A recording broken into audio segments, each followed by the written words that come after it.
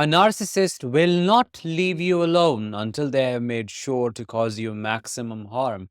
They do what they do psychologically, but they also harm you spiritually by launching spiritual attacks against you, by infiltrating your energy field, and by hijacking your spiritual system. How do they do all of this? Well, we'll find that out in today's episode. I'm Danish, a psychologist, a trauma therapist, and a narcissistic abuse recovery professional. In today's episode, we are going to talk about 5 signs a narcissist is spiritually attacking you and how to protect yourself.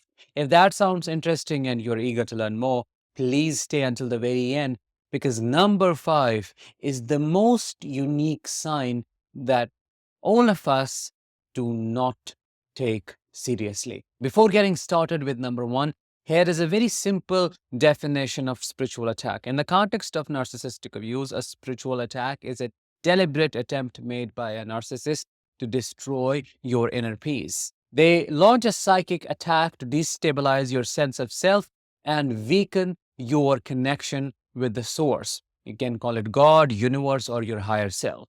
Now, your next question may be, how are they able to impact you energetically? Do they have some kind of supernatural powers that we don't have? Of course not.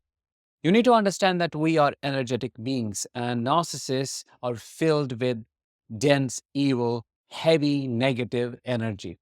And we impact each other not only at a physical or a psychological level, but at an energetic and a spiritual level as well. Here is one example. Have you ever noticed when somebody that you haven't thought about for a long time crosses your mind continuously, and the next day, the next hour, the next minute, you get a call from them? I have experienced that so many times, and so have others. That is just one simple example of the spiritual connection that I'm talking about. Here is your sign number 1: persistent and unexplained body aches and pains. You have never ever struggled with migraines or recurring headaches, but all of a sudden, your head does not stop aching. Your neck, oh, it's so tight, it's so tense all the time. And the pain is that pulsating or throbbing. And that pain travels down to your shoulders and takes over your chest. It feels like somebody sitting on your chest and you can't breathe properly. You try different medications, nothing is working. Yes, they provide some symptomatic resolution, but that is temporary. It keeps coming back. And your digestive system also gets involved. You have this centralized pain in your stomach that's either really mild or sometimes intense as well. It radiates towards different sides of the body, but it does not go away. Additionally, you may have a foggy mind. You may not be able to concentrate on things easily. Now you may argue and ask, well, aren't these signs and symptoms of complex post-traumatic stress, CPTSD? Of course they are. But here is where the difference lies. When you're dealing with just CPTSD from trauma, narcissistic abuse trauma, you do self-regulation, you use different healing modalities, and you find some relief. But when it is a spiritual attack, no matter what you do, things do not resolve. Your headache doesn't go away, neither with medicine nor with emotional work. You keep having these intrusive thoughts that you never used to think. So the resolution does not come from inner work or medication at all, which is what makes it different from a psychological or a physical issue. Sign number 2, and the most obvious sign: you feel dead tired all the time, emotionally exhausted. And this is something different than chronic fatigue. All survivors of narcissistic abuse struggle with chronic fatigue, which gets better over time. But spiritual fatigue, or fatigue caused by a spiritual attack launched by the narcissist, is different. It does not get better with rest. It does not get better with supplements. It does not get better with healing work. It feels like you are running a marathon continuously, even in your sleep. It does not make any sense, but you feel energy is being siphoned out of your body 24/7. That's why these people have been rightly called energy vampires. One single conversation with the narcissist can leave you fatigued and drained for weeks. Sign number 3, irrational panic, anxiety, and fear. You are fine until that one interaction with a narcissist, one episode of exposure. You were doing okay. Your energy levels were good and you were functioning optimally. This anxiety is new. This panic is new. You can't think of starting new projects. You doubt your intentions, your motives. You're losing your confidence, which is a new problem. You thought you are way ahead in your healing journey, but now you are questioning that as well. You are using all your tools. You're trying to journal. You are trying to talk to your friends. You're talking to your therapist as well. You're joining those groups, narcissistic abuse groups. Nothing is helping. You are all the time shaking and doubting. There is this fear as if somebody is watching you, as if somebody is going to attack you, somebody is after you. That is such a big indicator of being psychically attacked because it's their energy. I always call them demonic. They are demonic, and that is when it gets proven. You truly feel sometimes there's somebody behind you, somebody chasing you. You don't feel safe in your own clothes, in your own home, in your own room. You always have to have everything double checked because you feel there is somebody. And that is true. People may call you psychotic. People may call you delusional. People may say, oh, that's a sign of really bad mental health. But that's not true in all cases. It may be true for some cases, but in the case of a spiritual attack, it's always that alien, heavy, evil energy that's present in your environment. Sign number 4, which sums up all the previous signs. You cannot connect with the source to receive guidance. You cannot connect with God. You cannot connect with your higher self. Everything confuses you, and you get really irritated by the thought of meditating when you used to meditate for hours. Now you can't sit with yourself, you can't feel your emotions, and you can't access your intuition.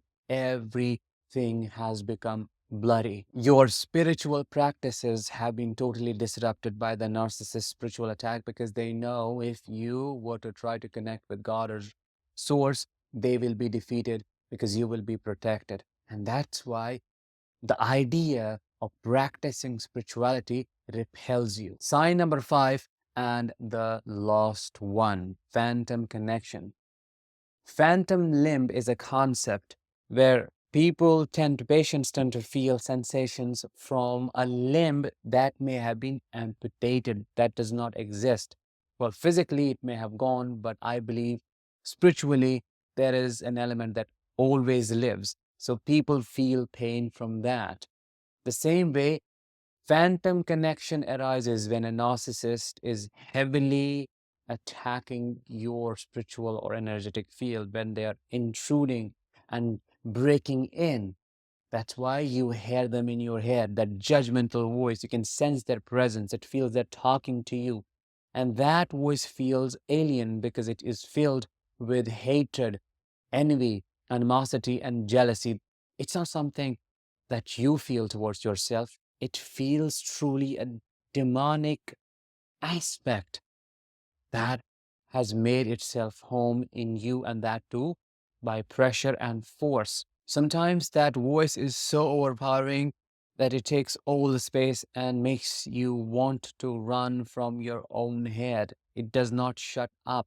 It keeps talking at you, making you anxious, making you fearful of your own thoughts, your decisions. And that is the biggest sign of being psychically attacked. You may go to professionals and they'll say, oh, you are having hallucinations. Oh, you are psychotic, or you have this mental disorder, which may or may not be true. But in this case, it's not true at all. They may not believe you, but you have to believe yourself, which is your first step of defense against the narcissist. And to counter this problem, you have to see spiritual help because this is spiritual in nature. What kind of help am I talking about? Well, you have to do exactly what your body or your mind does not want to do. If your body does not want to sit with those emotions, if it does not want to face all of that turmoil and chaos, you have to retrain your brain to sit with it and do sessions, mini sessions of 10 minutes daily of feeling all those feelings. And you have to try to become totally objective. Take a step back and project those thoughts, that voice, that fear, whatever you may be struggling with on a screen, like it's a part of a movie, and try to look at it with pure and dispassionate curiosity to know exactly what's going on and to realize what is right from wrong and what is your truth. You have to connect with your authentic self. That is what they do not want you to do because they're not authentic. They want you to feel like they're feeling. And the constant rumination, the constant thoughts they're having about you is keeping you in the loop. So, what you can do is you can take some time out of your day, sit with yourself, connect with that source in whatever way you connect with it, praying, expressing your thoughts, feelings, crying, whatever it is. And then imagine light being showered upon you, blessings coming your way. And then you can imagine being covered in a bubble of light that can be of any color. It doesn't have to be white necessarily. It has to be protective in nature. And then you can imagine yourself in that bubble and safe in there, where you can breathe deeply and cut all the ties and let go of that demonic and evil energy. If you repeat these practices on a daily basis, you will soon find yourself free from their energetic influence. I have tried it and it worked well for me. I hope it works for you as well. That was it for today's episode. Let me know if you were able to resonate with what I shared with you. I'll talk to you in the next one. Until then, as always, let the healing begin and continue.